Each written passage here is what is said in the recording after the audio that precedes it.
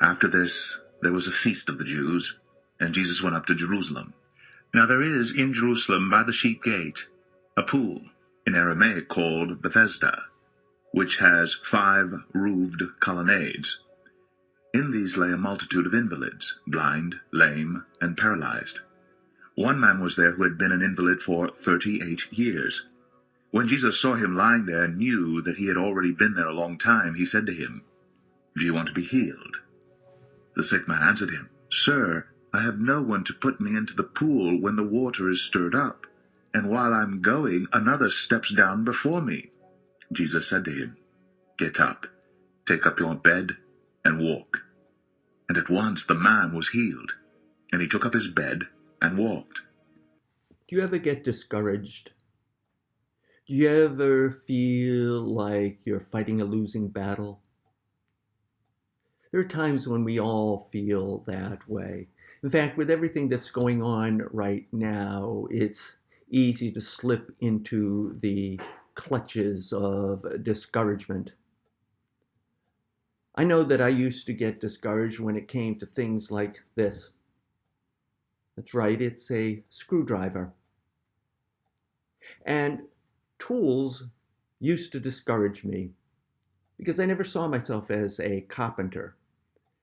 As I've settled into the new parsonage, though, I've had to use things like screwdrivers and hammers and even electric drills to finish odd jobs here and there. In fact, I even finished installing this shower door.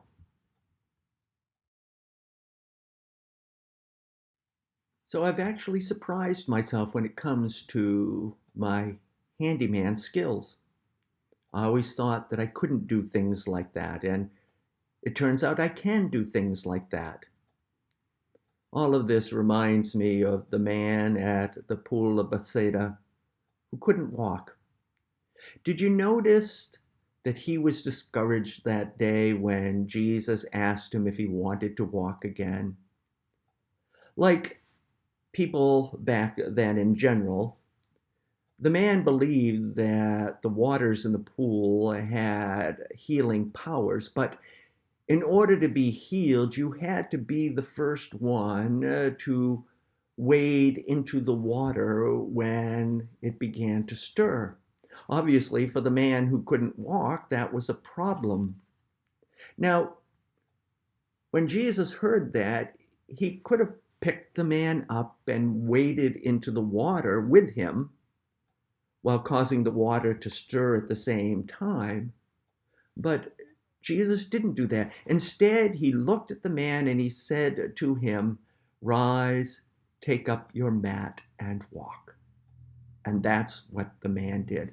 I've always liked this story for that reason. The man, you see, was focused on what he couldn't do. Jesus, on the other hand, wasn't interested in what the man couldn't do. He was only interested in what the man could do, which is why he said to him, "Rise, take up your mat and walk."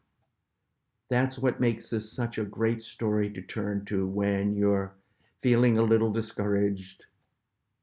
When that happens, remember that the Lord is with you and is only interested in helping you discover and do what you can do. So don't let the nastiness and the negativity get the best of you. Rise, take up your mat, and walk. Don't let the challenges that you're facing get the best of you. Rise, take up your mat, and walk. Don't listen to the voices that are telling that you can't do something. Rise, take up your mat, and walk.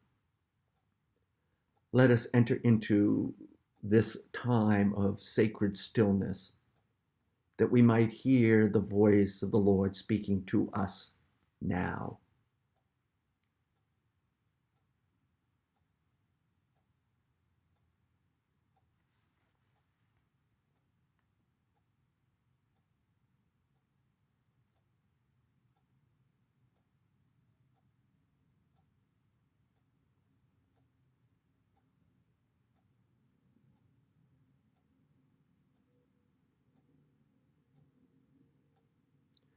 I invite you now to say these words after me.